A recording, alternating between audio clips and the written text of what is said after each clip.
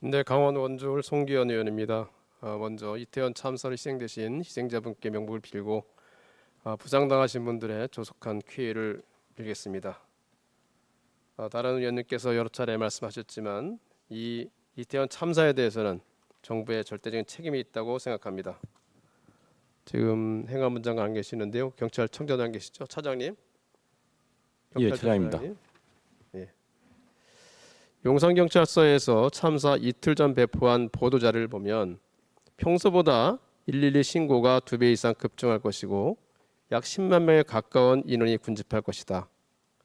그렇기 때문에 경찰 기동대를 지원받아 총 200명을 배치해서 200명 이상을 이태원 현장에 배치해서 헬로윈 시민 안전과 질서 유지에 힘쓰겠다. 노력하겠다. 이렇게 보도자료를 냈어요. 이틀 전에. 알고 계시죠? 예, 알고 있습니다. 근데 정작 그날에 대해서는 시민의 안전과 질서에 관해서는 아무런 조치가 없었습니다.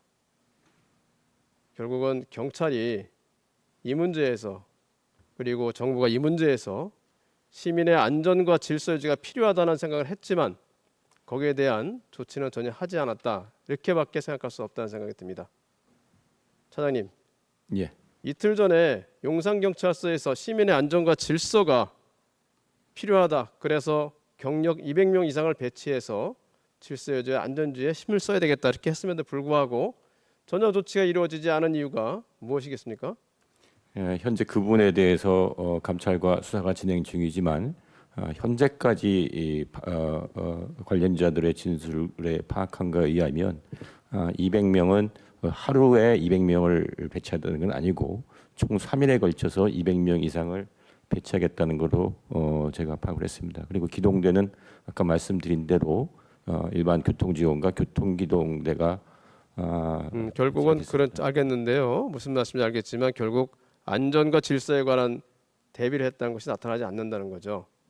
그 점이 왜 시민의 안전과 질서에 대해서는 아무런 대책을 마련하지 않았느냐 이 점을 얘기하는 거고요. 그런 점에서 무한 책임을 져야 된다는 얘기합니다. 그리고 이 자리에 또 행안부 장관 안 나와 계시지만 우리 총리님께서 대신 답을 해주시기 바라겠습니다. 저는 이번 사건 이후에 가장 실망한 것이 뭐냐면 주체가 없어서 뭐 어떻게 했다 이렇게 얘기한 것이 가장 실망스럽습니다. 정부조직법 34조를 보면 행안부 장관은 국민의 재난 안전에 관해서 정책 수립과 총괄 조정하는 권한이 있습니다. 여기에는 주체가 누구인지와 관련이 없습니다. 주체가 있든 없든 국민의 안전과 질서에 안전과 재난에 관한 위험이 있다고 하면 여기에 대한 총괄적인 책임을 지는 것이 행안부 장관입니다. 제 말이 틀렸습니까? 총리님.